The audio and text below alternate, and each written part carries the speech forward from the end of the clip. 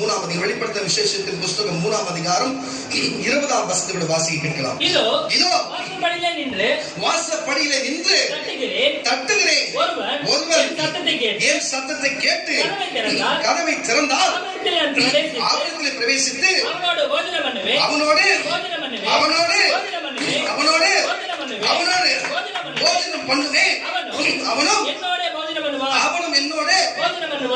என்னோட போஜனம் பண்ணுவார். அல்லேலூயா.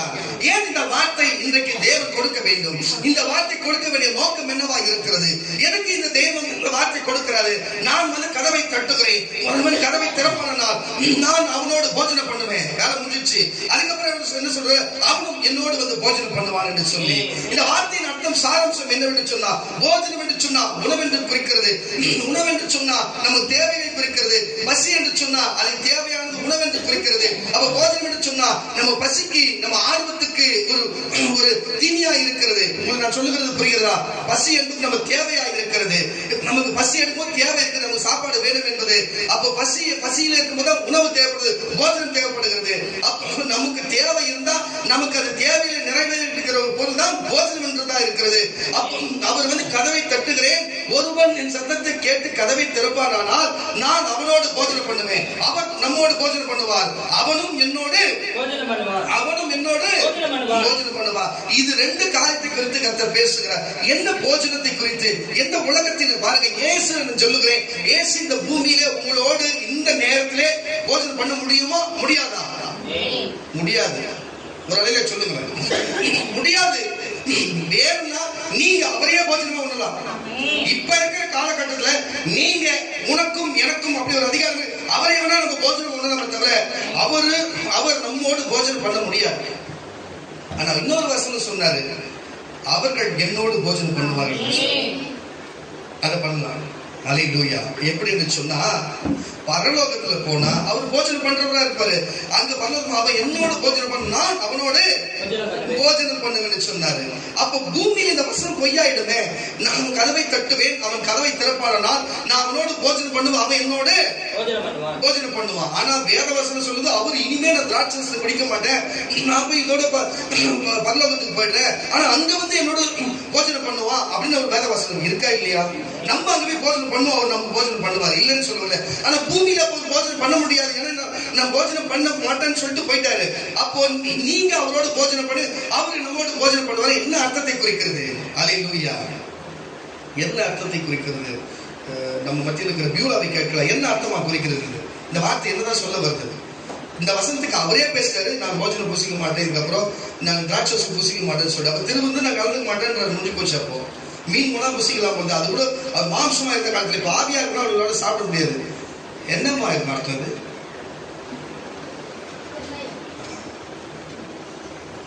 வேற யாருன்னா பாசமா இருக்காங்களா? பாசமா உங்களுக்கு என்ன இருக்குதாம்மா? என்ன சொல்லு. நீ இருக்கிற, நான் இருக்கிறேன். நான் கேட்ட கேள்வி பதிலுக்கு தான் கேட்டேன். இருக்கா? ஒண்ணுதான். கரணம் தட்டி கர்த்தர் நாமத்தை மேம்படுத்துவோம்.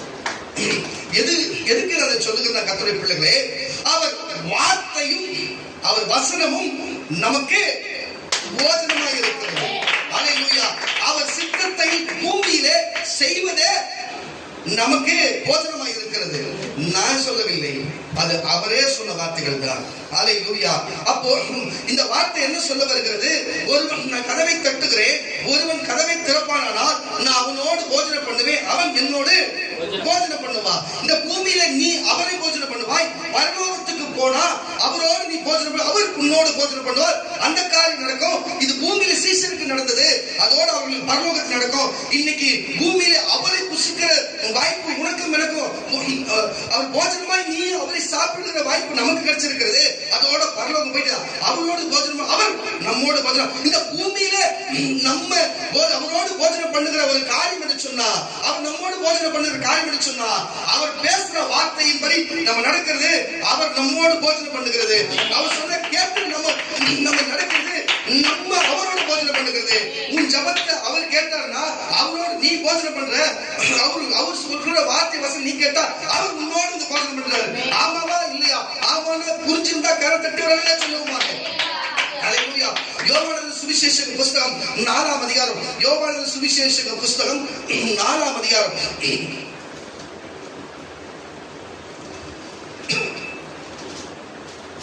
அப்ப தேவன் எந்த வார்த்தையை நமக்கு கொடுக்கிறார் பாருங்க. இப்படிப்பட்ட காரியத்தை தேவன் நமக்கு வெளிப்படுத்துகிறாரு. 33ஆம் வசனத்தை கூட என்ன காரியம் சொன்னா, அவருடைய பிதாவுடைய வார்த்தையும் வசனத்தை நான் கேட்டு நடப்பதே, அவர் சித்தத்தின்படி நான் நடப்பதே எனக்கு போஜனமா இருக்கின்றார். அல்லேலூயா. வாசிக்க கேட்கலாம். அப்பொழுது சீஷர்கள், என்ன காரியம் அங்க நடக்குதுன்னா, சீஷர்கள் இயேசுவோடு நடந்து வருகிறார்கள். இயேசுவோடு நடந்து வரும்பொழுது பார்க்கிறார்கள், ஒரு ஒரு வித்தியாசமா தெரிகிறாரு. இன்னைக்கு எங்க ரவி, எங்களுடைய குருநாதர் ஏன் ஒரு மாதிரி தெரிகிறாரு. ரவி நீங்க சாப்பிட்டீங்களா அப்படின்னு சொல்லி கேட்கறது. சாப்பிடுறீங்களா கேட்டதுக்கு நான் சாப்பிட்டேன். போஜனம் சாப்பிட்டீங்களா? போஜனம் பண்ணீங்களா? இப்ப போஜனம் பண்றீங்களா? போஜனம் பண்றீங்களா? போஜனம் பண்ணிட்டீங்களா கேட்கிறாரு. நான் போஜனம் பண்ணிட்டேன். உங்களுக்கு கண்ணுக்கு தெரியாத மறைவான ஒரு போஜனம் நீங்க இருக்கிற இடத்துல இருந்தது.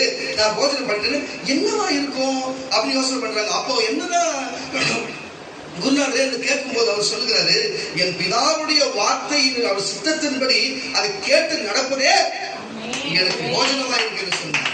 வாசிக்க கேட்கலாம். அப்பொழுது சீஷர்கள் ஒருவரை ஒருவர் பார்த்து, யாராவது போஜனம் கொண்டு வந்திருப்பானோ. எத்தனை வருஷம் வாசிக்கிற? 33 32 வாசி. அதற்கு அவர், நான் புசிப்பதற்கு நீங்கள் அறியாத. அதுக்கு முன்னாடி வந்து வாசி. 30 வாசிக்கிறியா? வாசி. அப்பொழுது அவர் ஊரிலிருந்து புறப்பட்டு அவரிடத்தில் வந்தார்கள். இப்படி நடக்கையில் சீஷர்கள் அவரை நோக்கி, ரபி போஜனம் பண்ணும் என்று வேண்டிக் கொண்டார்கள். அதற்கு அவர், என்னப்பா, நான் புசிப்பதற்கு நீங்கள் அறியாத ஒரு போஜனம் எனக்கு உண்டு என்றார். அறியாத போஜனம் ஒன்று இருக்கு என்றார். அப்பொழுது சீஷர்கள் ஒருவரை ஒருவர், என்னடா இது நம்ம அறியாத எந்த மன்னா கூட கேள்விப்பட்டிருக்கிறோம், நம்ம அந்த கறி சாப்பிட்டு இந்த பிரியாணி சாப்பிட்டு அந்த பயந்து கட்சி குடிச்சு எல்லாமே சாப்பிட்டுக்கிறோம், இது என்ன உங்களுக்கு அறியாத ஒரு போஜனம் என்று சொல்லுகிறாரே என்று அவங்களுக்குள்ளே சொல்லிக்கொண்டு பார்த்து, யாராவது போஜனம் கொடுத்திருப்பீர்களா என்றார்கள். இயேசு அவர்களை நோக்கி, நான் என்னை அனுப்பினவருடைய சித்தத்தின்படி செய்து அவருடைய வேலையை முடிப்பதே என்னுடைய வேலையை முடிப்பதே. அப்ப போஜனம் என்று சொன்னா இப்படி கூட இருக்கிறது. எத்தனை பேர் மத்தேயு, மார்க்கு, யோவான், லூக்கால சொல்லப்பட்ட இயேசுவினுடைய வார்த்தை கேட்டு நடப்பது உங்களுக்கு போஜனமா இருக்கும். எத்தனை பேர் தம்முடைய தீர்க்கதரிசியுடைய வார்த்தை கேட்டு நடப்பது உங்களுக்கு போஜனமா இருக்கும். இதை செய்யாதே என்று சொன்னா அது செய்யாத ஒரு விசுவாசியாக உங்களுக்கு போஜனமா இருக்கணும். ஒரு தீர்க்கதரிசி இதை செய்யாத என்று சொன்னாலும் செய்யக்கூடாது. இதை செய் என்று சொன்னா செய்யறவங்களா இருக்கணும். ஆனா நீ செய்யாதே என்று சொன்னதை செய்யறீங்க, செய்ய என்று சொன்னதை செய்ய மாட்டீங்க. அப்போ உங்களுக்கு என்னவா இருக்கும்? இயேசு சொல்லுகிறார், என்னை அனுப்பினவருடைய சித்தத்தை நிறைவேற்றுவதே என்னுடைய போஜனமா இருக்கு என்று சொல்லுகிறாரு. அப்போ இப்படிப்பட்ட காரியத்தை இந்த உலகத்தில் 100 மடங்கு தெய்வம் 100 மடங்கு மனுஷனாக வாழ்ந்த, நமக்கு வழிகாட்டியா இருந்து நம்ம குருநாதரா இருந்த நம் தேவனாகிய இயேசு கிறிஸ்துவே அவர் தம்முடைய வார்த்தை கேட்பதே, சித்தத்தை நிறைவேற்றுவதே அவருக்கு போஜனமா இருக்கிறதா? நீ எங்க தீர்க்கதரிசி? தேவன் மத்தேயு, மார்க்கு, யோவான், லூக்கால சொல்லப்பட்ட தேவனுடைய வார்த்தைப்படி நடக்கிறியா? ஒழுக்கமா இருக்கிறியா? உத்தமமா இருக்கிறியா? நம்பிக்கையா இருக்கிறியா? உண்மையா இருக்கிறியா? நீ எந்த வகையில இருக்கிற? பொய்யாவும் பித்தலாட்டமும் ஏமாக்குறதும் துரோகியம் இப்படிப்பட்ட காரியங்களை செய்கிறாயே. நீ இப்படிப்பட்ட காரியத்தை செய்கிறாயே. இப்படிப்பட்ட காரியத்தை செய்கிறது தேவனுக்கு எப்படி இருக்கும்? போஜனமா இருக்குமா? நீங்க சொல்லுங்க, நீங்க உங்களை சிந்தித்து பாருங்களேன். தேவன் சொல்லுகிறார், அவர் வார்த்தை அவர் சித்தத்தையும் நிறைவேற்றுவதே எனக்கு போஜனமா இருக்குது. உங்களுக்கு எல்லாம் எப்படி இருக்குது? அதுதான் எனக்கு போய் தேடி கண்டுபிடிச்சு நிறைவேற்றுறது பசியா இருந்தாலும் அது நிறைவேற்றி முடிஞ்ச உடனே அப்ப திருப்தி வருவது, அதுதான் எனக்கு போஜனமா இருக்கிறது. என்ன இது? கிறிஸ்தவன் சொல்றீங்க, அவர்களுக்காக பாவமன்னிப்பு பரலோக நித்திய ஜீவனை வச்சிருக்கிறாரு, கொடுத்திருக்கிறாரு சொல்றீங்க, பரலோகம் போறோம்னு சொல்றீங்க, அவரை நம்புறீங்க, கிறிஸ்தவன் என்ற பேர்ல இருக்கிறீங்க, விசுவாசின்னு சொல்லிக்கிறீங்க. அவர் வார்த்தையை கேட்க மாட்டீங்க. அவர் சொல்லுகிறார், இயேசுனாரு, உன்னை ஏற்றுக்கொள்ளுகிறவர் என்று சொல்லுகிறார். இயேசு சொல்றார், இயேசு என்னை ஏற்றுக்கொள்ளுகிற என்னை அனுப்பின பிதாவை ஏற்றுக்கொள். உன்னை உதாசீனப்படுத்தினவன் என்ன உதாசீனப்படுத்துகிறான்? என்ன உதாசீனப்படுத்த என்ன அனுப்பினவரையும் உதாசீனப்படுத்துறாங்க.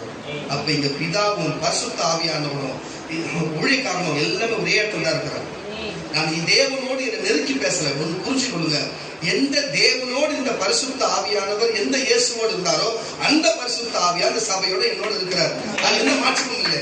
அப்ப அவர் இயேசுன்னு சொன்னார், நான் உங்களை விட்டு போறேன், எங்கிட்ட இருந்து சகல சத்தியத்தை எடுத்து உங்களுக்கு இன்னொரு தேட்டர் அனுப்புறேன், அவர் எங்கிட்ட இருந்து எடுத்து உங்களுக்கு போதிப்பாரு, உங்களை வழி நடத்துவார். அன்னைக்கு இயேசுவோட அற்புதம் செஞ்சு இன்னைக்கு என்னோட வந்து அற்புதம் செய்யறாரு. அப்போ அவருடைய சித்தத்தை நிறைவேற்றுவதே எங்களுக்கு போஜனமாக இருக்கிறது. அல்லேலூயா. அப்போ அவர் வார்த்தையை நாங்க சொல்லுகிறோம். அப்ப இந்த வார்த்தைக்கு உங்களுக்கு கேட்டா அது நிறைவேற்றும் போஜனமா இருக்குமா இருக்கிறதா? நீ புரோஜனத்தை தேடுகிற தவிர ஆனா அது போஜனமா இருக்கணும் எண்ணுகிறாய். கர்த்தருடைய பிள்ளைகளே, சகோதர சகோதரிகளே, தயவு செய்து ஒன்று சோதித்து நீயே பார். நீ எங்கன்னா ஒரு வார்த்தை தீர்க்கதரிசி வார்த்தை செய்கின்ற செய்தியா? செய்யாது என்று சொல்லுகிறதை செய்யாது இருக்கிறாயா? உன்னோட நெஞ்சில கை வச்சு நீயே யோசனை பண்ணிப்பாரு. எத்தனை துரோகங்கள், என்ன ஏமாத்துதல், எத்தனை பொய் சொல்லுதல், எத்தனை கீழ்ப்படியாமைகள், எத்தனை அடங்காப்படாத தன்மைகள், எத்தனை கீழ்ப்படியாம தன்மைகள், என்ன சபைக்கு வராத தன்மைகள், கடவுளுக்கு உபவாசம் இல்லாத தன்மைகள், தேவனுடைய வழி நடவாம தன்மைகள், என்ன காரியம்? மேல் வேஷம், வெளி வேஷம், ஊருக்கு ஒத்த வேஷம் போட்டு தரித்துக் கொண்டு ஏன் இப்படிப்பட்ட நரி பாருங்க, ஆடு தொழில் போற்றிய நரி போல ஏன் இப்படிப்பட்ட நரித்தன்மையான காரியங்கள்? வேணாம், விட்டுவிடுங்கள். இன்னொரு விட்டுவிடுங்கள். உங்கள் வாழ்க்கையை வாழ வேண்டும், நீங்கள் சந்தோஷமா இருக்க வேண்டும், நீங்கள் நிம்மதியான வாழ்க்கையை சுதந்திரத்துக் கொள்ள வேண்டும். இங்கு மட்டுமல்ல, பரலோக ராஜ்யத்துக்கும் போக வேண்டும். தயவு செய்து சொல்லுகிறேன், தேவன் நீங்க இயேசு ஏற்றுக்கொண்டு சொன்னா அவர் மத்தேயு, மார்க்கு, யோவான், லூக்கா சொல்லப்பட்ட வார்த்தைகளை கை கொண்டு அந்த வார்த்தையை நிறைவேற்றி முடிப்பதே, சுவிசேஷம் சொல்லுவதே, அவர் வார்த்தைகளை நடப்பதே, அவரோடு நான் பேசுவதே, அவரோடு நீ பேசினா அவரோடு நீ அவர் உன்னோடு போஜனம் பண்ணுகிறார். அவர் சொல்ற வசனத்தை நீ கேட்டு நடந்தா நீ அவரோடு போஜனம் பண்ணுகிற. புரியுதா இல்லையா? இதுதான் அர்த்தம். அவர் சொல்லி நிறைவேற்றுகிறதே, அந்த சித்தத்தின்படி செய்யறதே எனக்கு போஜனமாய் இருக்கிறது என்று சொன்னார். விட்ட வசனத்தை வாசி. அறுப்பு காலம் வருகிறது. அப்போது கரை தட்டி சொல்லுவோமாக. அப்ப இப்படிப்பட்ட காரியம் இருக்கிறது கர்த்தருடைய பிள்ளைகளே. அதான் வெளிப்பட்ட விசேஷத்திலே 3ஆம் அதிகாரம் 20ஆம் வசனத்திலே கூட அவர் சொல்லுகிற வார்த்தை என்ன? அவர் இதை குறித்து தான் பேச வருகிறார், அவர் இதை குறித்து தான் சொல்ல வருகிறார், அவர் இதை குறித்து தான் பேச வருகிறார். அப்போ நான் சொல்லுகிறேன், அப்ப ஏன் இதை குறித்து பேச, போதனத்தை குறித்து ஏன் தேவன் பேச வேண்டும்? எதனால சொல்ல வேண்டும்? எதற்காக இதை பேசுகிறார் அவர்? நான் உங்களுக்கு போதித்து நான் சொல்லுகிறேன் கர்த்தருடைய பிள்ளைகளே, தயவு செய்து புரிந்து கொள்ளுங்கள், தயவு செய்து புரிந்து நடங்க. வாசிக்க கேட்பது அது யோவான் சுவிசேஷ புஸ்தகம் 21ஆம் அதிகாரம். யோவான் சுவிசேஷ புஸ்தகம் 21ஆம் அதிகாரம் 21ஆம் யோவான் சுவிசேஷ புஸ்தகம் 21ஆம் அதிகாரம் 12ஆம் வசனம் வாசிக்க கேட்கலாம். இயேசு அவர்களை நோக்கி வாருங்கள் போஜனம் பண்ணுங்கள் என்றார். என்ன சம்பவிக்கிறாங்க? ஏன் அப்படி சொல்லுகிறார்? வாருங்கள் வந்து போஜனம் பண்ணுங்கள் என்று சொல்லுகிறார். வாசிக்க கேட்கலாம். இயேசு அவர்களை நோக்கி வாருங்கள் போஜனம் பண்ணுங்கள் என்றார். அவரை கர்த்தர் என்று என்ன காரியம் நடக்குதுங்க? எதுக்காக வாருங்கள் போஜனம் பண்ணுங்கள் என்று எதுக்கு சொல்லுகிறார்? இயேசு மரித்தார், அடக்கம் பண்ணப்பட்டார், 3ஆம் நாள் உயிர்த்தெழுந்தார். அலையிலே சொல்லுங்களேன். உயிர்த்தெழுந்த பிறகு அங்கிருந்த சீஷர்கள் எல்லாம் தெரித்து ஓடி எல்லாரும் ஒளிந்து கொண்டார் என்று நீங்கள் வேதத்தை அறிந்திருந்தால் கடல் தட்டி அலையிலே சொல்லுங்களேன். அப்ப எல்லாம் சதறடிக்கப்பட்ட நாட்கள் இருக்கும் பொழுது இயேசு உயிர்த்தெழுந்து ஆவின் ரூபம் கொண்டு அவர் 40 நாள் அந்த இஸ்ரவேல் மக்களுக்கு காட்சியளித்தார். முதலாவது தம்முடைய சீஷர்களுக்கு காட்சியளிக்கும் பொழுது அவர்கள் அங்கும் இங்குமாய் சதறியவர்கள் கூடி ஒரு இடம் வந்து அங்க இருக்கும் பொழுது அவர் அங்கு வருக, யோனாவுடைய குமாரனாகிய மகனாகிய சீமோனே, நீ எப்படி இருக்கிற?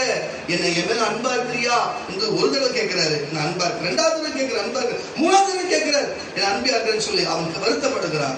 அப்படி சொல்றாரு, என்னுடைய ஆடுகளின் மேய்ப்பாய் என்று சொல்லி. அப்புறம் சொல்லுகிற, அப்பா நான் இன்னைக்கு நீ சின்ன வயதா இருக்கும்போது உன்னை அனுப்பின நீ போனது போல இருக்கும். ஆனா நீ வயது சென்றனா இருந்து உன்னை நீ ஒரு வழிக்கு போக சொன்னா இன்னொரு வழியா உங்களை அழைத்து போக கை பிடிச்சிட்டு போவாங்க. அது உனக்கு பிடிக்காத காரியமா இருக்கும். ஆனால் உனக்கு சொல்லுகிறேன், நீ என்ன பண்ண போற? நான் நீங்க சொல்லுகிற இடத்துக்கு நான் போய் அந்த காரியத்தை செய்கிறேன், ஆடுகளை மேய்க்கிறேன் என்று சொல்லுகிறாரு. இயேசுவை சிலுவையில் பிடித்து அறைகிற ஒரு தன்மை, இயேசுவை விட்டு ஓடி போனவர் பேதுரு.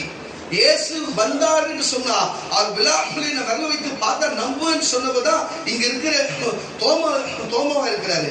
இது போல இயேசுவை காட்டி கொடுத்தவங்க யூதாஸ் காரியத்தில் இருக்கிறாரு. இது போல பல சீஷர்கள் பல வண்ணங்களான காரியங்களை செய்தாங்க.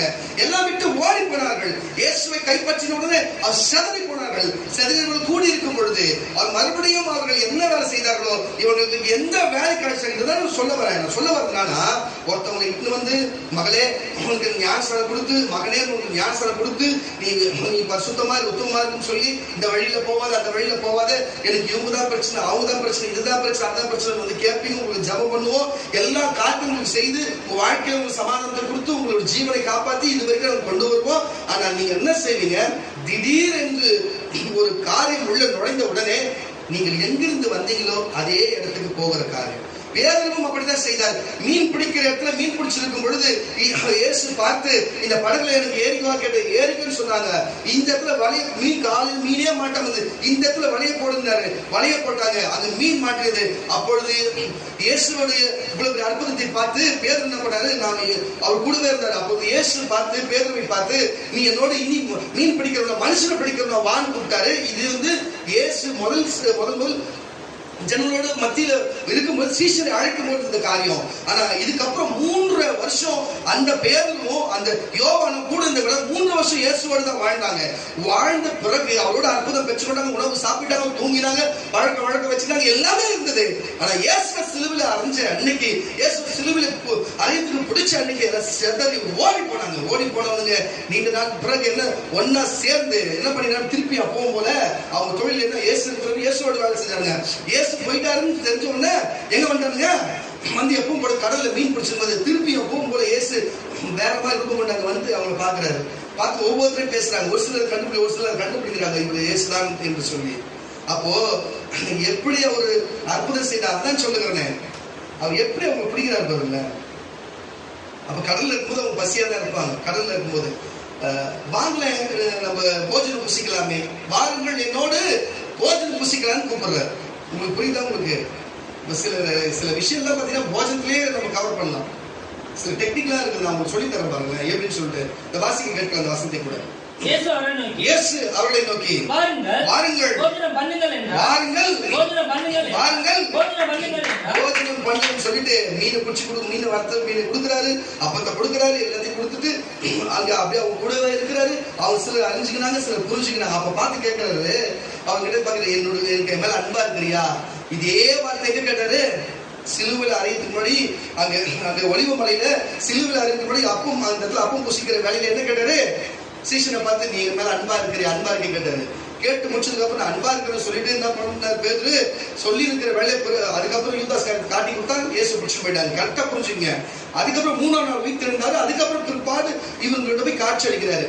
அப்ப காட்சி அளிக்கிற இடப்பட்ட ஒரு 5-6 நாள்ல வந்து இவங்க என்ன பண்றாங்க, எப்பவும் மனம் மாறி அவங்க மீன் பிடிக்க வந்துட்டாங்க. அப்ப மறுபடியும் அதே வார்த்தை கேட்கிறாரு, என் மேல அன்பா இருக்கிறியா, அன்பா இருக்கிற திருப்பி கேட்கிற அன்பா இருக்கு. 3ஆவது திருப்பி மன கஷ்டத்துக்கு நான் இனிமே உங்க கூட ஒழுங்கா இருக்கிறேன்னு சொல்லி புரிஞ்சுக்க. உன்னை நேர் வழியில நடத்த மாட்டாங்கப்பா. உன்னை வயசான வந்து எப்படி வந்து குறுக்கு வழியில அங்கேயும் இட்டு கஷ்டப்பட்டு அந்த மாதிரி பட்டுக்கோங்க, பரவாயில்லையா, பரவாயில்ல நான் செய்யறாரு. ஏன் இதை சொல்லுங்கன்னு சொன்னா, தேவன் யாரையுமே சரி, தேவன் அப்படி போனவர்கள் விடுகிற தேவன் அல்ல.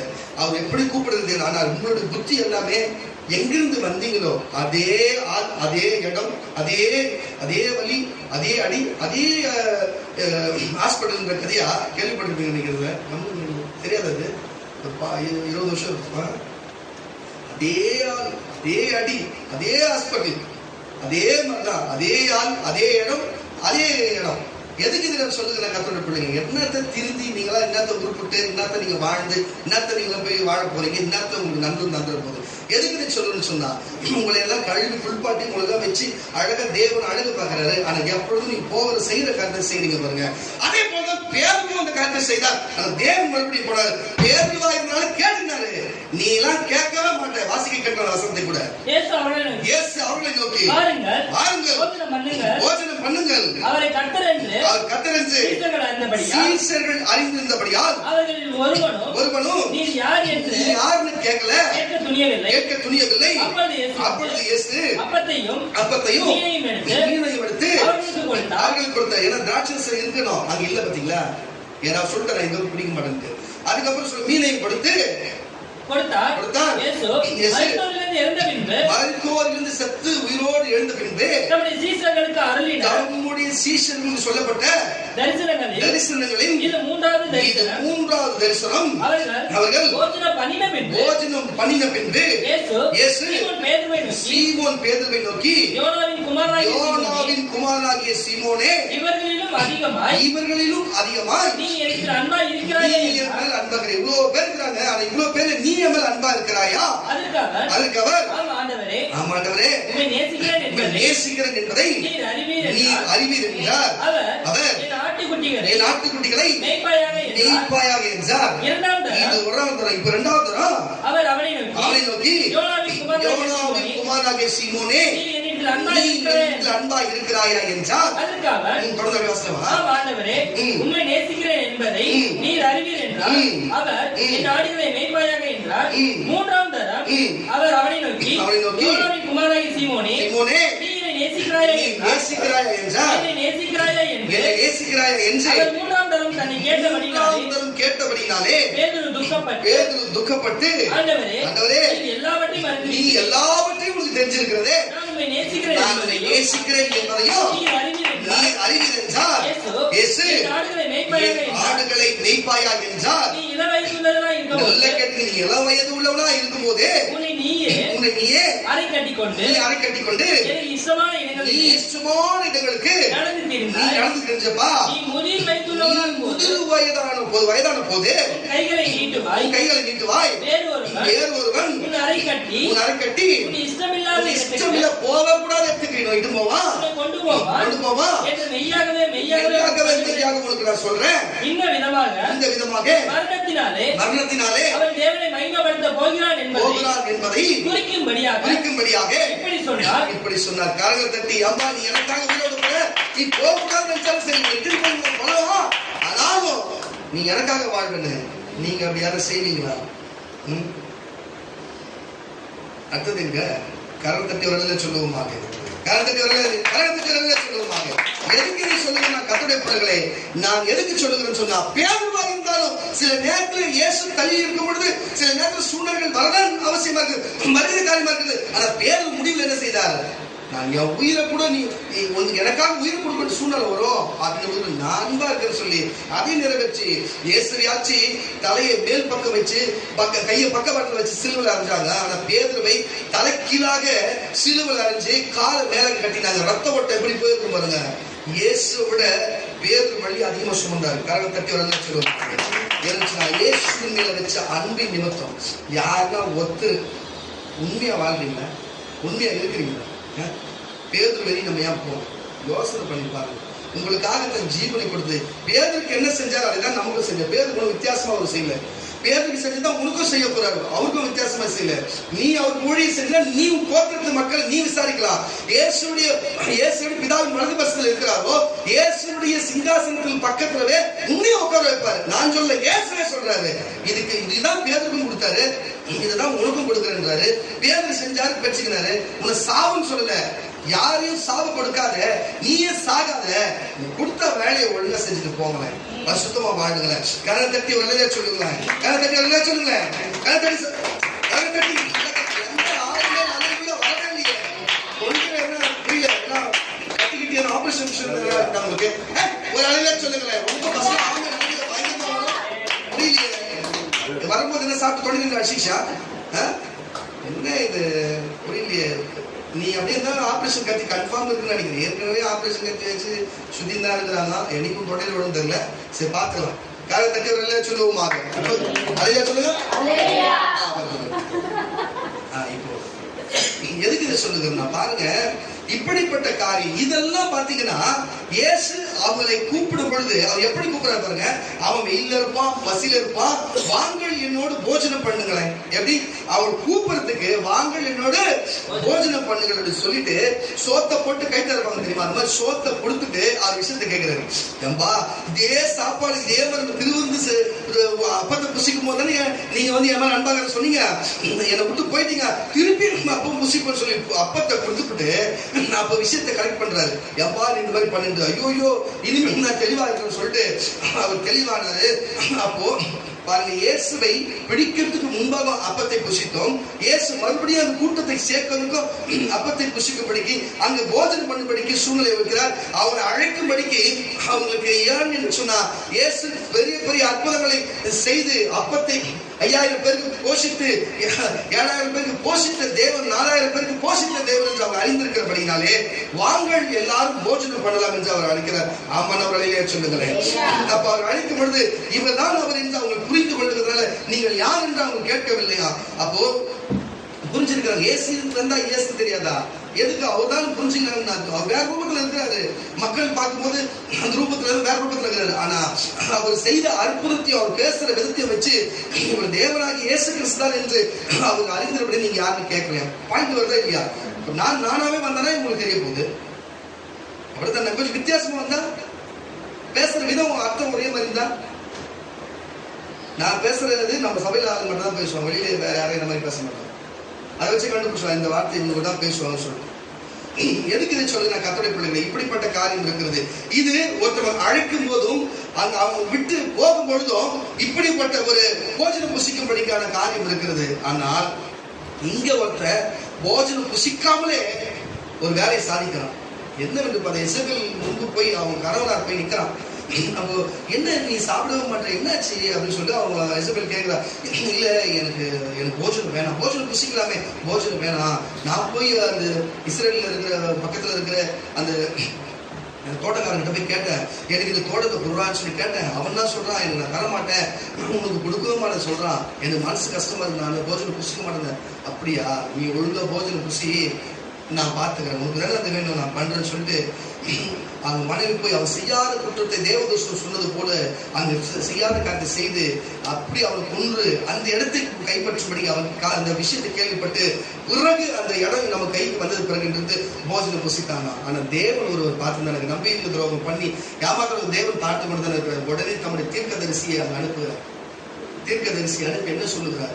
நீ இப்படிப்பட்ட ரத்த பணிக்கு ஆனபடினாலே உன் சாவு நாய் சாப்பிட்டு உன் சரித்தை நக்கி அதை சாப்பிடும்படிக்கு உன்னோட மரணம் இருக்கும் என்று சொல்லி நீ சொல்லு என்று சொல்லி தீர்க்கதரிசி கொண்டு சபித்து விடுகிறார்கள்.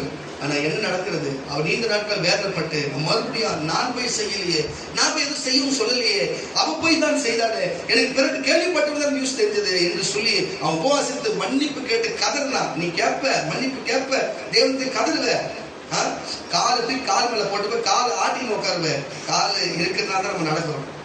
கரம் தட்டி வரல சொல்லுவோமா? கரம் தட்டி வரல சொல்லுவோமா? எதுக்கு இதை சொல்லணும்னு சொன்னா, ஏன்னு சொன்னா அவன் மன்னிப்பு கேட்டான். உடனே அவர் தீர்க்கதரிசி மறுபடியும் எனக்கு அவன் மன்னிப்பு கேட்டான்பா, அவன் மனம் மாறிட்டான்பா.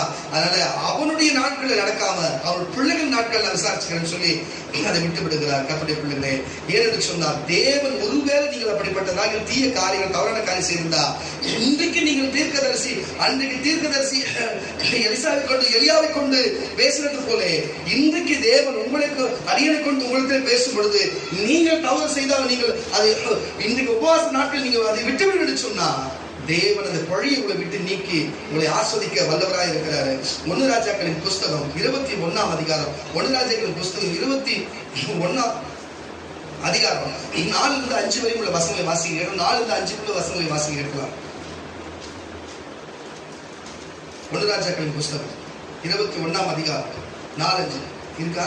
இப்படி என் பிதாக்களின் சுதந்திரத்தை உமக்கு கொடேன் என்று பாருங்க. அவன் கேட்கிறான், போயிட்டு ராஜா போயிட்டு உன் தோட்டத்தை எனக்கு கொடுத்தா, எங்க முப்பாட்ட என் தாத்தனார என் பாட்ட எல்லாரும் கொடுத்தது, என் முன்பிதாக்கள் கொடுத்தது நான் கொடுக்க மாட்டேன்னு சொல்லிட்டு இஸ்ரவேலாகிய நாபோத் தன்னோடு சொன்ன வார்த்தைகளாகிய தன்னுடைய வார்த்தைகளாகிய ஆகாப் சலிப்பும் சினமும் தன் வீட்டிற்கு வந்து போஜனம் பண்ணாமல் அழகா பக்கவாசம் செல்ல வசம் கஷ்டமா செல்வாசி தன் வீட்டிற்கு வந்து போஜனம் பண்ணாமல் அங்கெல்லாம் வந்து ஏசு நமக்கு போஜனம் பண்ணுங்கள் வா, போஜனம் பண்ணுவோம் வாங்க கொடுத்தாரு. எனக்கு எங்க வார்த்தையை பிதாவுடைய வார்த்தையை நிறைவேற்றுதே போஜனமாக இருந்தாரு. இவன் மிஸ்டேக் பண்றாங்க, போஜனம் பண்ணாமல். சில பேர் இந்த மாதிரி போஜனம் பண்ணாமல் ஸ்ட்ரைக் பண்றாங்க. ஆனா சில பேர் அந்த ஸ்ட்ரைக் பண்றது கேட்கவே மாட்டாங்க.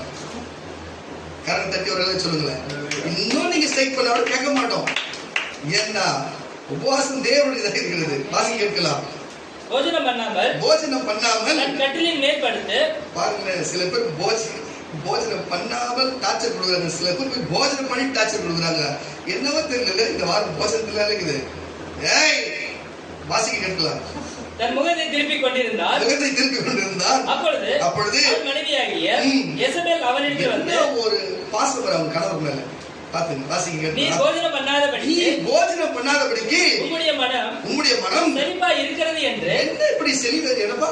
செழிப்பா இருக்கிறது என்னப்பா என்ன என்று அவனிடத்தில் கேட்டதுக்கு அவன் அவளை பார்த்து நான் யெஸ்ரயேலாகிய நாபோத்தோடு நான் பேசினேன். திராட்சை தோட்டத்தை எனக்கு விலைக்கிரயமாய் கொடியான்னு கேட்டேன். அல்லது உனக்கு ராசியானால் அதுக்கு பதிலாக திராட்சை தோட்டத்தை கேட்டதுல நியாயம் தான். அவர் காசு தான் கேட்டதுல உங்களுக்கு வேற என்ன வேணும்னா கூட வேற திராட்சை தோட்டத்தை தருவேன் என்று சொல்லியிருக்கார். அதுக்காக திராட்சை தோட்டத்தை கொடுக்க மாட்டேன் என்று சொல்லிட்டான். அப்பொழுது அவன் மனைவியாகிய யெசபேல் என்ன செஞ்சுக்கிறாங்க? ராணி என்ன செஞ்சாங்க? வாசிக்க கேட்கலாம். அவனை நோக்கி நீ இப்போது இஸ்ரவேலின் மேல் ராஜாவாரம் பண்ணுவாய் அல்லவா?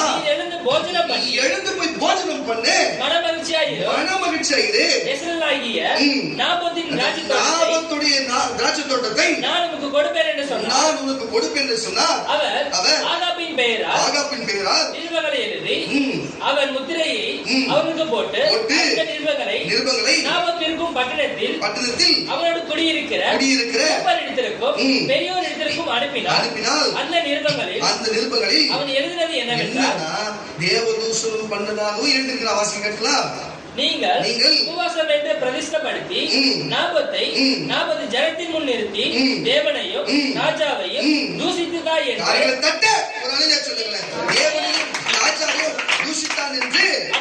அவன் மேல் சாட்சி சொல்லுகிற பெலியாளின் மகளாகிய இரண்டு பேரை அவனுக்கு எதிராக நிறுத்தி அவனை வெளியே கொண்டு போய். இப்படிதான் நடந்தது. என்ன நடந்தது? சாட்சி சொல்றாங்க, அவங்க கொண்டு போட்டாங்க, ரத்தம் சிந்தப்பட்டு வந்தது. வாசி கேட்கலாம். அவன் சாகும்படி அவன் கல்லெறிகள் என்று எழுதினான். அவன் பட்டணத்தில் குடியிருக்கிற மூப்பரும் பெரியோரும் ஆகிய அவன் பட்டணத்து மனுஷர்கள் யெசபேல் தங்களுக்கு அனுப்பின நிருபங்களில் எழுதியிருக்கிற கட்டளையின்படியே செய்தார்கள். அவர்கள் உபவாசம் என்று பிரதிஷ்டப்படுத்தி நாபோத்தை ஜனத்தின் முன் நிறுத்தினார்கள். அப்பொழுது பெலியாளின் மகளாகிய 2 பேர் வந்து அவனுக்கு எதிர்த்து உட்கார்ந்து நாபோத் தேவனையும் ராஜாவையும் தூஷித்தான் என்று சும்மாவே செய்யாத தவறு செஞ்சேன் என்று சொல்லி ஜனத்திற்கு முன்பாக அவன் சாட்சி சொன்னார்கள். அதுக்கு பின்பு அவனை பட்டணத்துக்கு வெளியே கொண்டு போய் அவன் சாகும்படி அவனை கல்லெறிந்து பிற்பாடு இஸ்ரவேலுக்கும் நாபோத் கல்லெறியுண்டு செத்தான் என்று சொல்லி அனுப்பினார்கள். இது தீர்க்கதரிசி. அவர் 2 வசனம் வாசினா. கர்த்தருடைய வார்த்தை இப்சியாவுக்கு எலியாவுக்கு உண்டாயிற்று. தட்ட அந்த வார்த்தை எலியாவுக்கு உண்டாகி அவர் எழுந்து சமரியாவில் இருக்கிற இஸ்ரவேலின் ராஜாவாகிய ஆகாபை சந்திக்கும்படி போய் இதோ நாபோத்தின் திராட்சை தோட்டத்தை சொந்தமாய் எடுத்துக்கொள்ள அங்கே போயிருக்கிறாய். நீ அவனை பார்த்து நீ கொலை செய்ததும் நீ எடுத்துக்கொண்டதும் இல்லையோ என்று கர்த்தர் சொல்லுகிறார். நீ சொல்லு என்று கேட்கிறார். நாய்கள் நாபோத்தின் ரத்தத்தை நக்கின இடத்திலேயே உன்னுடைய ரத்தத்தையும் நாய்கள் நக்கும்படி கர்த்தர் சொல்லுகிறார் என்று சொல்லி என்றார். புரிஞ்சுச்சா? நீ செஞ்ச, ஆனா உண்மையாவே செய்யணும்னு சொல்லு. ஆனா உண்மையாவே இவனா போய் செய்யல. நான் போஜன புசிக்குமானா அவன் மனைவி அவங்க மேல பாசனால செஞ்சுட்டாங்க. தப்பு தானுங்க. யார் காரணம்? அதனாலதான் நல்லா புரிஞ்சுக்க. இப்ப போய் நேரடியாக செஞ்சுதான் இவருக்கு மரணம் கண்டிப்பா. ஆனா இவன் செய்ய மனைவி செஞ்சனால அவர் மன்னிப்பு கேட்கிறாங்க. தெரியாத உபவாசத்துல மன்னிப்பு கேட்கும்போது அதே தீர்க்கதரிசி எலிசா மறுபடியும் போய் அப்படி சொல்லும்போது என்ன சொல்றாருன்னா, அங்கே போய் சொல்லுகிறாரு, மன்னிப்பு கேட்டாப்பா அவன் விட்டு சொல்லி. அப்போ உன்னுடைய நாட்கள் நடக்காம உன் பிள்ளைகளின் நாட்கள் நடக்கட்டும் வந்து விட்டுறாரு. அல்லேலூயா. மன்னிப்பு கேட்டா, காத்திருந்தா, தன்னை தாழ்த்தினா தேவன் நம்மளை மன்னிக்கிறவராக இருக்கிறார் என்று சொல்லி இந்த நாட்களிலே நம்ம பார்க்கிறோம், இந்த வசனத்தில் நம்ம பார்க்கிறோம் என்பதை புரிந்து கொள்ளுங்க கர்த்தருடைய பிள்ளைகளே. அப்போ போஜனம் ருசியாமல் இருந்தனால தன் மனைவி அதை பார்த்து மன கஷ்டப்பட்டு, யாரால வந்து ஒரு ராஜா வச்ச உன்னையும் அப்படி பண்ணிட்டானா சொல்லி அவன் செய்யாத குற்றத்தை செய்து, அவனுடைய மகன் அவனுடைய அவன் கணவனுக்காக அப்படி செய்வான்னு சொன்னா, அவன் வந்து செத்தவன் தேவனுக்கு மகனாச்சு, அவர் பழிவாங்க வரமாட்டாரா? கரங்களை தட்டி ஒரு சொல்லுவோமாக. போஜனத்தினால எத்தனை காரியங்கள் ஐயா, போஜனத்தினால எத்தனை காரியங்கள் பாருங்க. சமீபத்திலே ஒரு 4 ஆண்டுகளுக்கு 5 ஆண்டுகளுக்கு முன்பு ஒரு கிராண்ட் ஹோட்டல்ல எங்களை அழைப்பதற்கு கொடுத்து எங்களை அழைச்சிருந்தாங்க. நானு மனைவி போயிருந்தோம். அங்கே ஒரு பிறந்தநாள் ஃபங்க்ஷன் ஒண்ணு, அந்த பைசா ரோட்ல ஒரு பெரிய பிறந்தநாள் ஃபங்க்ஷன் கூப்பிட்டு இருந்தாங்க. அது இருட்டு மாதிரி ஒரு காரியத்தை நடத்திருந்தாங்க. டிஜே எல்லாம் போட்டு யார் யார் உள்ள போறாங்களோ அவங்களுக்கு பேட்டி எடுத்து கேள்வி கேட்கிற மாதிரி கேள்வி கேட்டு, அப்போ வந்து ரெபே குழந்தை பிறந்தது, ரெபே ரூபியா தெரியுது குழந்தை. அப்பதான் மாசம் வந்து குழந்தை பிறந்து ஒரு 10-15 நாள் சரி போயிருக்கிறோம். அப்போ வந்து எல்லாரும் மியூசிக்கை போட்டு ஆட விடுறாங்க.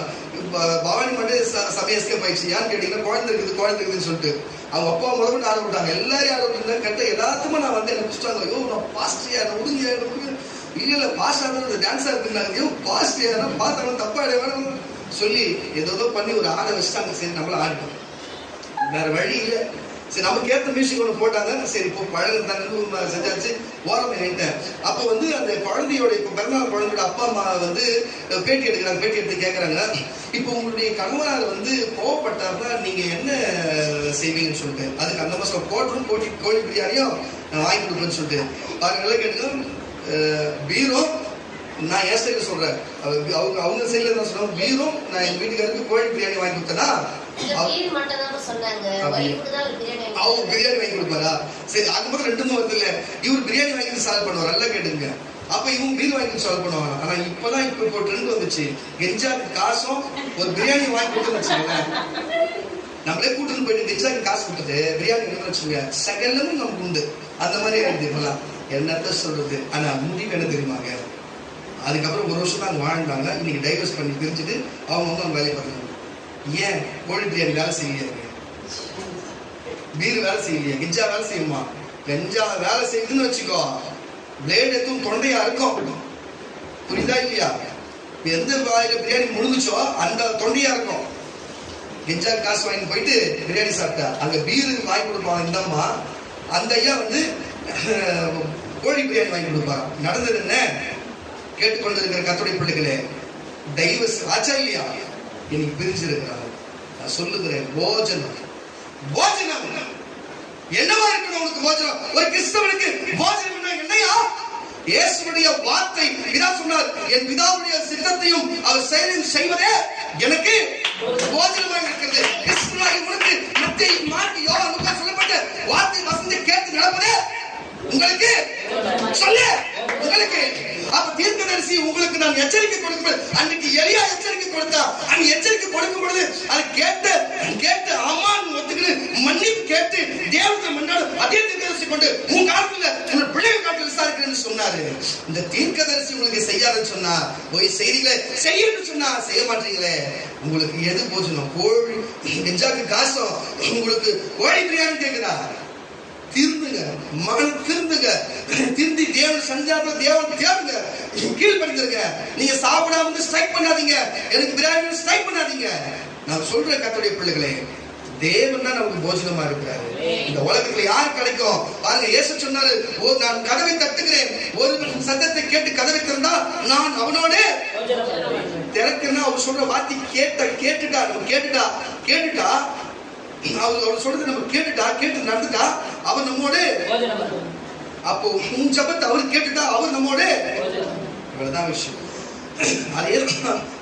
அவர் யோவானே சொன்னார், அப்போ நீ பண்ற ஜபத்தை கேட்டு அவனோடு போஜனம் பண்ணணும். அவர் சொல்ற வசனத்தை கேட்டு நீ செய்யும் போது அவனோடு போஜனம் பண்ணுவார். இவ்வளவுதாங்க விஷயம். அல்லேலூயா. அந்த 2 செய்யற உனக்கும் எனக்கு மட்டும்தான் அவரையே போஜனமா நம்ம சாப்பிடுறது. அவரையே நமக்கு போஜனமா கொடுத்திருக்கிறார். யாரு கொடுத்திருக்கிறாரு பாருங்க. பழைய ஏற்பாட்டு காலத்துல மோசையின் காலகட்டத்தில் ஒரு காரியம் நடந்தது. மோசை எகிப்தை விட்டு அங்க இருக்கிற எகிப்தினுடைய இருக்கிற ஒரு எபிரேயனை வந்து சித்திரவதை பண்ணான்னு சொல்லி அவன் கோவப்பட்டு ஒரு போர் சேவனாகி ஒரு எகிப்தில கொண்டு போட்டு அங்கிருந்து தப்பித்து ஓடி வனாந்தரத்துக்கு ஓடி வருகிறான். அங்க எத்திரோ இருக்கிறார். எத்திரோட பிள்ளைகள் 3 மகன்மார் இருக்கிறாங்க. அங்க ஆடு மேய்த்துக் கொண்டு இருக்கிறாங்க. அங்க ஏற்கனவே இருக்கிற மேய்ப்பர்களுக்கு அந்த தண்ணீர் ஊற்றாண்டையில் சண்டை வருகிறது. மோசே இடத்துல ஒளிந்து கொண்டு இருக்கிறார். வந்து எட்டி பார்க்கிறார், என்ன பொம்பளையோடு ஆம்பளைங்க சண்டை போடுறேன்னு சொல்லி, ஏய் நான் யார் தெரியுமா, எனக்கு நீங்க யார் தெரியலையே அப்படின்னு சொல்லி சட்டையை விரிச்சு காட்டுறாரு. அந்த அங்க இருக்கிற எகிப்தியுடைய முத்திரை போடப்பட்டது. எகிப்து முத்திரை போடுது அப்படின்னு பார்த்த உடனே, நீ இன்னும் கொஞ்ச நேரத்துல இங்க இருந்து நீ ஓடலன்னா எல்லாரும் பாளையத்துல இறங்கி இருக்கிறாங்க, எல்லாருக்கும் மாம்சம் வேணுங்கிறாங்க, அதுக்குதான் நான் வந்திருக்கிறேன், மொத்த ஆட்டி ஓட்டின்னு போயிடுவேன், ஒழுங்கா ஓடுறியா ஆட்டை ஓடி போகும் சொல்லி கேட்ட உடனே துண்டகாலம் துணியை கடந்து அந்த 3 பொம்பளைங்களை விட்டுட்டு அவங்க ஆட்டை விட்டுட்டு ஓடியே போயிட்டு தண்ணி கூட காட்டாம. அப்ப இவங்க பார்த்து கூட இருந்த ஆட்டுக்கு அங்க இருக்கிற தண்ணி கொண்டு கொடுத்து அந்த தண்ணி தாகத்தை தீர்த்ததுனால அப்புறம் போயிட்டு அவங்க அப்பாட்டு சொல்றாங்க, இந்த மாதிரி மோசைன்னு ஒருத்தர் நாங்க பார்த்தோம், அவர் வந்து எகிப்தியரு, அவர் எங்களுக்கு எவ்வளவு உதவி செஞ்சாரு சொல்லும்போது, ஏமா நீ வீட்டுக்கிட்டு வந்தனமா ஏன் கேட்டா போஜனம் புசிக்கலாமப்பா சொல்லு. எதுக்கு சொல்லுன்னு சொன்னா பாருங்க, தன் கணவன் போஜனம் புசிக்காம இருக்கிறதால ஒரு கொலையே நடக்குதுங்க. இங்க மோசை போஜனம் புசிக்கிறதுனால என்ன நடக்குது, ஒரு திருமணமே நடக்குது. தட்டி வரல சொல்லுவோமாக. யாத்ராக புஸ்தகம் 2ஆம் அதிகாரம் 20ஆம் வசனம். யாத்ராக புஸ்தகம் 2ஆம் அதிகாரம் 20ஆம் வசனம். சில இடத்துல போஜனம் புசிக்க போறதுனால பல பிரிவுகளும் நடக்கிறது. வாசி கேட்கலாம். அப்பொழுது குமாரத்திகளை பார்த்து, எனக்கு கொஞ்சம் ரேஞ்ச் ஏறினே நினைக்கிறேன், வாசி கேட்கலாம். அப்பொழுது அவன் தன் குமாரத்திகளை பார்த்து அவன் எங்கே அந்த மனிதனை நீங்கள் விட்டு வந்தது என்ன, நீங்க ஏன் விட்டு வந்தீங்க, உனக்கு இவ்வளவு உதவி செஞ்சிருக்காங்க, ஏன் விட்டு வந்தீங்க, போஜனம் பண்ணும்படி அவனை போஜனம் பண்ணும்படி அவனை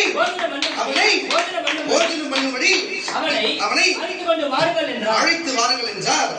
மோசே அந்த மனிதனிடத்தில் தங்கியிருந்த, நல்லா கேட்டுங்க, தங்கியிருந்த சம்பரித்தான் அவன்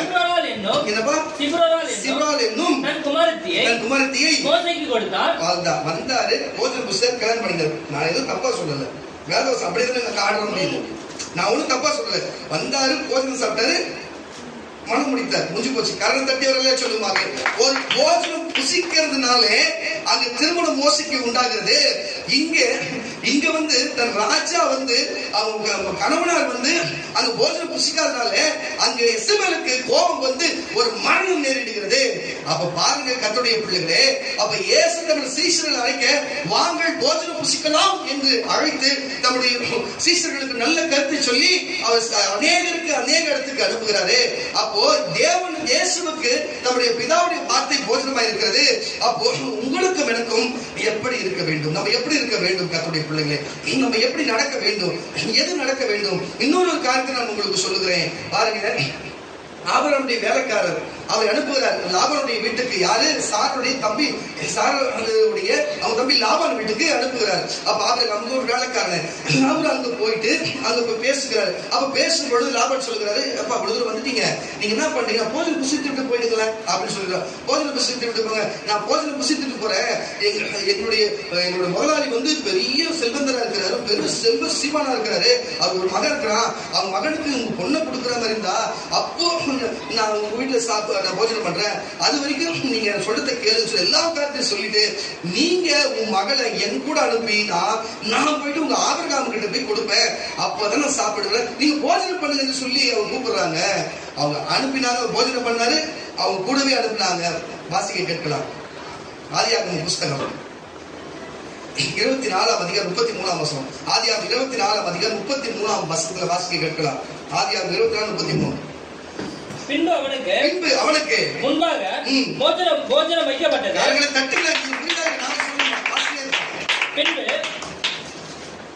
பின்பு அவனுக்கு முன்பாக போஜனம் வைக்கப்பட்டது. அப்பொழுது அவன், நான் வந்த காரியத்தை சொல்லும் முன் புசிக்க மாட்டேன் என்றார். நான் சொல்ல வேண்டிய காரியத்தை சொல்லிடுறேன், அப்புறம் நீ உனக்கு சரின்னா சொல்லு. உன்னுடைய மகனை என்கிட்ட என் கூட வந்து எங்களுடைய முதலாளி வீட்டுக்கு போறதுக்கு அனுப்புறாம இருந்தா நான் புசிக்கிறேன்றாரு. மறுபடியும் பசங்க வாசிக்க கேட்கலாம். பின்பு அவனுக்கு முன்பாக போஜனம் வேலைக்காரனுக்கு முன்பாக லாபான் அங்கு போஜனம் வைக்கப்பட்டது. அப்பொழுது அவன், நான் வந்த காரியத்தை சொல்லும் முன்னே புசிக்க மாட்டேன் என்றார். அதற்கு அவர் சொல்லும் என்றார். அப்பொழுது அவர் ஊழியக்காரன், நான் ஆபிரகாமுடைய வேலைக்காரன், கர்த்தர் என் எஜமானை மிகவும் ஆசீர்வதிச்சிருக்கிறாரு. அவர் செல்வ சீமானா இருக்கிறாரு. கர்த்தர் அவருக்கு ஆடு மாடுகளையும் வெள்ளியையும் பொன்னையும் வேலைக்காரரையும் வேலைக்காரிகளையும் ஒட்டகங்களையும் கழுதைகளையும் கொடுத்திருக்கிறார். என் எஜமானுடைய மனைவியாகிய சாரா முதிர் வயதான போது என் எஜமானுக்கு ஒரு குமாரனை பெற்றார். அவர் தமக்கு உண்டான யாவற்றையும் அவனுக்கு கொடுத்திருக்கிறார். என் எஜமான் என்னை நோக்கி, நான் குடியிருக்கிற கானான் தேசத்தாருக்கு குமாரத்திகளில் நீ என் குமாரனுக்கு பெண் கொள்ளாமல் நீ என் தகப்பன் வீட்டுக்கோ இனத்தாரிடத்திற்கும் போய் என் குமாரன் பெண் கொள்ள வேண்டும் என்று ஆணையிட்டு கொடுக்கும்படி சொன்னார். கரங்களை தட்டி வாசிக்கலாம். அப்பொழுது எஜமானை நோக்கி, ஒருவேளை அந்த பெண் என் பின்னே வராது போனாலோ என்று கேட்டதற்கு அவர், நான் வழிவரும் கர்த்தர் உன்னோடு தூதனை அனுப்பி வியாழத்தை வாய்க்க பண்ணுவார். என் இனத்தாரிலும் என் தகப்பன் வீட்டிலும் என் குமாரனுக்கு பெண் கொள்ளுவாய். நீ என் இனத்தாரிடத்துக்கு போனாய் என் ஆணைக்கு நீங்களாயிருப்பாய். அவர்கள் உனக்கு பெண் கொள்ளாமல் போனாலும் நீ என் ஆணைக்கு நீங்களாய் இருப்பாய் என்றார். ஒரு கரங்கத்தை சொல்லுவோமாக.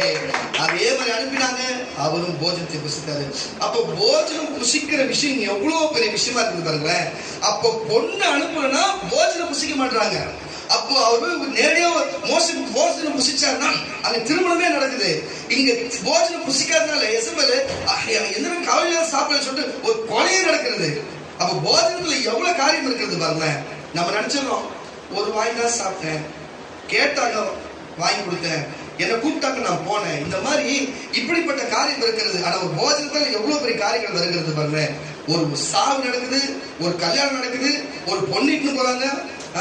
தேவனும் கதவு தட்டுற, நான் வந்து உங்களோட போஜனம் பண்றேன், ஏமாத்தி கட்ட நீ வந்து என்னோட போஜனம் பண்றன்றாரு. இந்த போஜனத்துல எவ்வளவு காரியங்கள் இல்ல. பொதுவா என்னதான் நினைக்கிறீங்க இந்த வார்த்தையை வச்சு? எங்க போல சாப்பாட்டுக்கு தான் வரும்போது. ஆனா இப்படி வித்தியாசமா வாசிச்ச வசனத்துல நீங்க என்னவா இருக்கிறீங்க, அதுதான் பாயிண்ட் வரணும். எப்படி பேசணும் அங்கதான் வர போறேன். அதுல எந்த விஷயமும் இல்ல. நீ என்னவா இருக்கிற? எசபேல் போல இருக்கிறியா? அப்ப கண்டிப்பா உனக்கு நாய் நக்கி உன்னை கொதறி உன் மாம்சம் தின்னு போடும். சரி, நீ எப்படி இருக்க போற? மோசையா இருக்கிறியா? இல்ல எப்படி ஆபிரகாம் வேலைக்காரனா இருக்க போறியா? எப்படி இருக்க போற? இல்ல இயேசு எப்படி பிதாவை சொல்றது போல இருக்க போறியா? இல்ல பேதுருவா இருக்க போறியா? எப்படி நீங்களும் யோசனை பண்ணி பாருங்க. இல்ல எல்லாத்தையும் சேர்த்து ஒரு முகமா எல்லாமே முன்னோர்கள் செஞ்சுட்டாங்க. அந்த அனுபவத்துல கத்துக்கிட்டு எல்லா விதத்திலும் நான் கரெக்டா இருக்க போறேன்னு நினைக்கிறியா? ஆமான ஒரு அழியா சொல்லுங்க. ஆமான ஒரு அழியா சொல்லுங்களேன். அப்ப அப்படி இருக்கணும்னு சொன்னா தேவன் அப்படி சொல்லுகிறவர்களை கர்த்தர் பார்க்கிறார். அப்படி இருக்கிறவங்களை கர்த்தர் பார்க்கிறார். அவங்களுக்கு ஏற்றபடி செய்ய அவர் வல்லவராக இருக்கிறார். அல்லேலூயா. வாசிக்க கேட்கலாம். அப்போஸ்தலர் நடவடிக்கையின் புஸ்தகம் 27ஆம் அதிகாரம். அப்போஸ்தலர் நடவடிக்கையின் புஸ்தகம் 27ஆம் அதிகாரம். அப்போஸ்தலர் நடவடிக்கையின் புஸ்தகம் 27ஆம் அதிகாரம் 33ஆம் வசனம் என்ன சொல்கிறது சொன்னா, அவர் கப்பலிலே அங்கு காற்றும் புயலும் கடந்து அவர் வெளியில தீவண்டைக்கு வருகிறார். அப்ப யாவரையும் பார்த்து அவர் சொல்லுகிறார், நீங்கள் யாரும் போஜனம் பண்ணலாமே, ஏன் வேணாம் அப்படின்னு சொல்லி அவங்களுக்குள்ளே மனம் ஒருத்தருக்கு போறது இல்ல, நம்ம பலன் அடையும்படிக்கு நம்ம போஜனம் பண்ணியே ஆக வேண்டும் என்று சொல்லி இன்றைக்கு நான் சொல்லுகிறேன். கேட்டுக்கொண்டிருக்கிற கர்த்தருடைய பிள்ளைகளே, நம்ம போஜனம் பண்ணணும். நம்ம போஜனம் பண்ணுகிற இடம் ஒண்ணு நம்ம நேசிக்கிறவங்க வீடாக்கணும். இல்லைன்னு சொன்னா நம்ம சொந்த வீடாக்கணும். இல்லைன்னு சொன்னா நம்ம சபையா இருக்கணும். அல்லேலூயா. அந்த போஜனம் என்ன வேணுதா இருக்கணும்? அது தேவன் அங்கீகரிக்கப்பட்டதும் தேவன் ஆஸ்வதிக்கப்பட்டதுமா இருக்கணும். அதுதான் உன் வாழ்க்கையை பாதுகாக்கும், உன் சரீரத்துக்கு உன் சுகத்தை கொடுக்கும். இந்த அவருடைய சரீரத்தை நீ போஜனம் பண்ணதான் உன்னை பரலோக சன்னிதானத்துல கொண்டு போய் சேர்க்கும். இந்த பூமியில உன்னை வாழ வைக்கும், பரலோகத்துல வாழ வைக்கும். ஆனால் நீங்கள் தவறான இடத்துல போய் போஜனம் பண்ணீங்கன்னு சொன்னா அது உங்களுக்கு வாழ்க்கையை பிடிச்சவர் ஆக்கும் ஆக்கும் ஆக்கும் ஆக்கும். வாசிக்க கேட்கலாம். பொழுது விடிகையில் எல்லோரும் போஜனம் பண்ணும்படி கரங்களை தட்டி வழியா சொல்ல. பொழுது விடிகையில் எல்லோரும் போஜனம் பண்ணும்படி பண்ணும்படி பவுல் அவர்களுக்கு தைரியம் சொல்லி நீங்கள் இன்று 14 நாளா ஒன்றும் சாப்பிடாமல். என்னமா 14 நாளா 20 நாள் அம்மா போஜனம் பண்ணல? நான் இங்க வேற ஒருத்தர் 24 சரி போங்க நீ வாசியா 14 நாளாய் ஒன்றும் சாப்பிடாமல் பட்டினியாய் இருக்கிறீர்கள். ஆகையால் போஜனம் பண்ணும்படி உங்களை வேண்டிக் கொள்ளுகிறேன். நீங்கள் தப்பி சொல்றேன். நீங்கள் தப்பி பிழைக்கும்படிக்கு அது உதவியா இருக்கும். இந்த பூமியிலே உங்களுக்கு ரத்தம் சுரக்கும்படி, உங்களுக்கு சரீரத்தில் பலன் வரும்படிக்கு, உங்க சரீரம் புஷ்டியாக்கும்படிக்கு, உன் மூளை வேலை செய்யும்படி, உன் கையும் கால் தள்ளாதபடிக்கு, எலும்புகள் தளர்ந்து போகாதபடிக்கு நீ என்ன செய்யணும்? பூமியில இருக்கும்போது மனுஷனாகிய நீங்கள் என்ன செய்யணும்? போஜனம் புசிக்கணும். ஆனா ஆவிக்குரிய பரலோக ராஜ்யத்துக்கு போனா அவருடைய ரத்தத்தையும் சரீரத்தையும் நீங்கள் பானம் பண்ணி என்ன பண்ணணும்? போஜனம் பண்ணணும். மாதத்துல ஒரு நாள் ஆவிக்குரிய காரியத்தை குறித்து இங்க வந்து போஜனம் பண்ணணும்.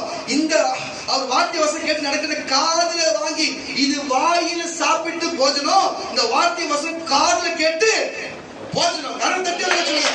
இது இந்த வார்த்தை வந்து இந்த போஜனம் எப்படி பண்ணுனா காதுக்குள்ள போய் நமக்கு திருப்தியாக்கும். இங்க வச்சிருக்கிற போஜனம் இது வாய்க்குள்ள போய் திருப்தியாக்கும். இந்த மாதத்துல நம்ம ரெண்டுத்தையும் சேர்த்து வாங்குறோம். ஆனா வாரந்தோறும் இதை மட்டும்தான் வாங்குறோம். மாதத்துல ஒரு நாள் இதை வாங்குறோம். முக்கியமானதா இருக்கிறது. ஆனா இன்னைக்கு பாரு முக்கியமானதுன்னு சொல்லியும் ஜனங்கள் இல்ல பாருங்க. அவங்களுக்கு எந்த கடையில எங்க பிரியாணி சாப்பிடுறாங்களோ, எந்த வீட்டுல இருந்து பீப் பிரியாணி இல்ல மட்டன் பிரியாணி இல்ல போக் பிரியாணி தெரியல, ஏதோ ஒண்ணு சாப்பிட்டோம். ஆனா நீங்க மட்டும் பஸ்காவை சாப்பிட வந்தீங்க. நீங்க மட்டும் அவரையே சாப்பிட வந்தீங்க. நீங்க மட்டும் சரித்து சாப்பிட வந்திருக்கீங்க. அது உங்களுக்காக இருக்கிறது. வாசிக்க. அது போல இப்போ பவுல் வந்து தம்முடைய நம்பி இருக்கிறவர்களுக்கு சொன்னாரு. இதுக்கு நான் உங்களுக்கு சொல்லுகிறேன். நீங்கள் போஜனம் புசிக்க வேண்டும். உலகத்தின்படி பரிசுத்த போஜனம், உலகத்தின்படி உங்க வீட்டுல போஜனம், பரிசுத்த இடத்துல போஜனம் புசிக்க வேண்டும். இன்றைக்கு இந்த பரிசுத்த ஸ்தலத்திலே அவருடைய ரத்தத்தையும் சேர்ந்து நீங்க போஜனம் பண்ண. அப்பொழுது நீங்கள் பலனடையும்படிக்கு, ஆவி பலனடையும்படிக்கு, ஆத்மா பலனடையும்படிக்கு, உன் சரீரம் பலனடையும்படிக்கு சொல்லுகிறேன். கைவிட தட்டி அவசியமா இருக்கிறது. நீங்கள் பலனடையும்படிக்கு வாசிக்க கேட்கலாம். லூக்கா சுவிசேஷ புஸ்தகம், லூக்கா சுவிசேஷ புஸ்தகம் சின்னமா இதுல இப்ப ஏற்கனவே எடுத்ததுல அப்போஸ்தலர் இருந்தா வாசிப்பாங்க. தொடர்ந்து அப்போஸ்தலர் நடவடிக்கை புஸ்தகம் 27:33 தொடர்ந்து அப்படி வாசிப்பாங்க. பொழுது விடிகையில் எல்லோரும் போஜனம் பண்ணும்படி பவுல் அவர்களுக்கு தைரியம் சொல்லி நீங்கள் இன்று 14 நாளாய் ஒன்றும் சாப்பிடாமல் பட்டினியா இருக்கிறீர்கள். ஆகையால் போஜனம் பண்ணும்படி உங்களை வேண்டிக் கொள்ளுகிறேன். தொடர்ந்து வாசிக்க கேட்கலாம். வேண்டிக் கொள்ளுகிறேன். நீங்கள் தப்பி பிழைப்பதற்கு அதுதான் சொல்லுகிறேன். உலகத்தினுடைய துன்பத்துக்கும், உலகத்தின் இச்சைகளுக்கும், உலகத்தின் ஆசைகளுக்கும், பிசாசின் தந்திரத்துக்கும் நீங்கள் தப்பி பிழைப்பதற்கு அது உங்களுக்கு உதவியாக இருக்கும். உங்கள் தலையிலிருந்து ஒரு மயிரும் இல்லாது என்று புசிக்கும் பொழுது தலையிலிருந்து ஒரு மயிரும் விடாது என்று இப்படி சொல்லி அப்பத்தை எடுத்து எல்லோருக்கும் முன்பாக தேவனை ஸ்தோத்தரித்து அதை பிட்டு புசிக்க தொடங்கினான். அப்பொழுது எல்லாரும் நிரம்பப்பட்டு புசித்தார்கள். கப்பலில் 286 பேர். கரணம் தட்டி வரல சொல்லுங்க. புஸ்தகம் 2ஆம் அதிகாரம் 20ஆம் வசனம் பாரு. 2ஆம் அதிகாரம் 20 பாரு.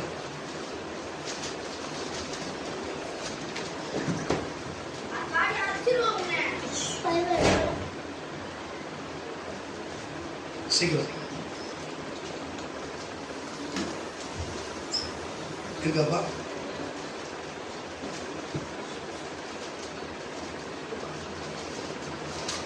மச்சி நீ என்ன பண்ண? மத்தேயு சுவிசேஷம் புஸ்தகம் 26 எடுத்துங்க. நீ தேடுற மத்தேயு சுவிசேஷம் புஸ்தகம் 26 வாசிக்க முடிச்சலாம். நீ எடுப்பா. நீ வாசிமா. மத்தேயு 26 வாசிக்க கேட்கலாம். அவர்கள் போஜனம் பண்ணுகையில் இயேசு அப்பத்தை எடுத்து அதை ஆசீர்வதித்து அதை பிட்டு சீஷருக்கு கொடுத்து இதை வாங்கி புசியுங்கள்,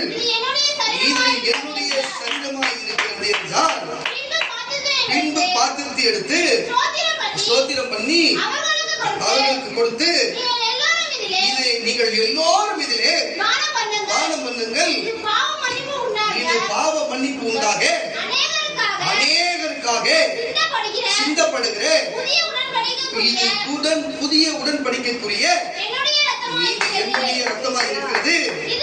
இது முதல் இந்த திராட்சை பழ ரசத்தை உங்களோடு கூட பிதாவின் ராஜ்யத்திலே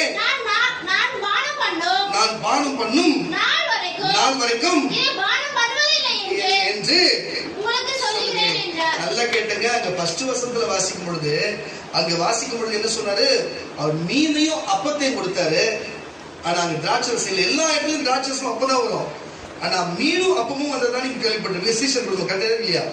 ஏன்னா அவர் மறிச்சு 3ஆம் நாள் வைத்தெழுந்து வந்ததுக்கு அப்புறம் அவர் சொன்ன வார்த்தையை அவர் நிறைவேற்றாரு. திராட்சை ரசம் குடிக்கல, நான் பிதாவின் சந்த நேரத்துல போயிட்டு குடிப்பேன்னு நம்ம சொன்னாரு. அப்ப எப்படி அப்படிதான் வாசிக்க முடியும்? ஏய் சுட்டலை வசந்த வாசி இது முதல் இந்த திராட்சை பழ ரசத்தை நவமானதாய் உங்களோடு கூட நல்லா கேட்டு என்னுடைய பிதாவுடைய ராஜ்யத்திலே பானம் பண்ணும் நாள் வரைக்கும் என்று. அப்போ முதல் வசனத்துல என்ன சொன்னாரு?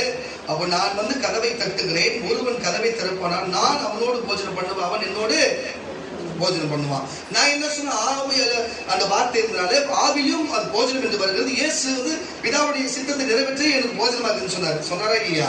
ஆனா மாம்சத்தின்படி என்ன சொல்லு? மாம்சத்தின்படி எப்படின்னா, நீங்க பரலோகத்துக்கு போனா நான் என் பிதாவின் இடத்துல போகும் வரைக்கும் அங்க புசிக்க மாட்டேன். அங்க போய் புசிப்பேன் அர்த்தம். அது அவன் சொல்ல அப்படியே இருக்கிறேன் கேட்கறாங்கல்ல, டக்குனு கவனமா இருக்கு. எதுக்கு இதை சொல்றேன்னா, அப்ப என்னதுக்கு சொல்றேன்? அங்க வார்த்தை கவனிங்க. நான் பிதாவினுடைய ஸ்தலத்துக்கு போகும் வரைக்கும் நான் எங்க புசிக்க மாட்டேன், அங்க போய் புசி பார்த்தேன். ஆமா நல்ல சொல்லுங்க. அப்ப அங்க போய் புசிக்கலாம். அப்போ நீங்க கதவை தட்டு திறந்தா அவருடைய வார்த்தையை வசந்தை கேட்டு நடந்தா நீங்கள் போய் அவருடைய அப்பத்தையும் திராட்சை ரசத்தையும் அங்க போயிட்டு போஜனம் பண்ணலாம். ஹல்லேலூயா. நீங்க அவரோட பண்ணலாம், அவரு உங்களோட பண்ணுவார். ஆமான சொல்லுங்க. அப்போ இந்த அர்த்தத்துக்கு அங்க வந்துச்சு. ஆவிக்குரிய அர்த்தம் பூமியில தான் இருக்குது. ஆனால் நமக்கு அவர் நம்மோடு போஜனம் பண்ண முடியாது, நம்ம அவரோட போஜனம் பண்ண முடியாது. அப்படிதான் இப்போ. ஆனா வார்த்தை நமக்கு போஜனமா இருக்கு. ஆனா இன்னொரு விஷயம் பண்ணலாம், அவர் சரீரத்தையும் அவருடைய ரத்தத்தையும் நம்ம போஜனம் பண்ணலாம். நான் சொல்றதே புரிய மாட்டேன். என்னது இது? ஒரே ஆளுக்கு மொத்த பேர் சப்போர்ட் பண்றீங்களா? ஏசப்பா ஒரு ஆளுக்கு மொத்த பேர் கத்து விட்டுருவோம் சொல்லிட்டேன். என்ன நான் சொல்லிட்டு கம்மன் இருக்கிறீங்க நீங்க? நான் சொல்றது புரியலையா?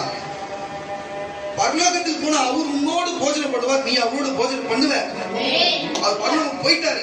சீஷரோட ஏன் பண்ணாரு? அவர் பூமியில இருந்தாரு, அதனால பண்ணாரு. இப்ப யாருமே பண்ண முடியாது, அவர் பரலோகம் போயிட்டாரு. புரிஞ்சுச்சா உங்களுக்கு? இப்ப பரலோகத்துக்கு நீங்க போனா உங்களுக்கு ஒரு ஸ்தலம் இருக்கும். அங்க அவர் உங்களோட போஜனம் பண்ண, நீ அவர் ஸ்தலத்துக்கு போஜனம் பண்ண. இப்ப பூமியில அவருடைய வார்த்தையை, அவர் சித்தத்தையும், அவர் வசனத்தை கேட்டு நடக்கிறதே உனக்கு போஜனமா இருக்கு. என்ன ஒரு விஷயம்னா, அவர் கூட தான் உட்காந்து எப்படி பக்கத்து பக்கம் உட்காந்து பயபக்தியோடு சாப்பிடுவாங்க தெரியுங்களா? யாரும் பார்த்து போறாங்க அந்த மாதிரி. அப்போ பயபக்தியா இருக்கும்போது நம்ம சாப்பிடுறோம். ஆனா இங்க அந்த பயபக்தி நம்ம யாருக்கு பயப்படுறோம்? அவரே இங்க போஜனமாக்குறாரு. நம்ம இங்க போஜனம் போஜனத்தை சாப்பிடும் பயப்படுறோம். ஆனா இங்க நம்ம யாருக்கு பயப்படுறோம்? அவரே நமக்கு போஜனம் பண்ணுறாரு. சொல்லுவாங்க, யாருக்கு கிடைக்கிறது ஸ்லாக்கியம்? உனக்கு கிடைச்சிருக்குது. எந்த யூதருக்கு கிடைச்சிருக்குது, எந்த இஸ்லாமியருக்கு கிடைச்சிருக்குது, கிறிஸ்தவர் வாங்கிய உனக்கும் எனக்கு கிடைச்சிருக்குது. அதுக்கு எந்த வருஷத்துல கிறிஸ்தவ நமக்கு கிடைச்சிருக்குது. வசனம் எடுத்துக்கப்பா 21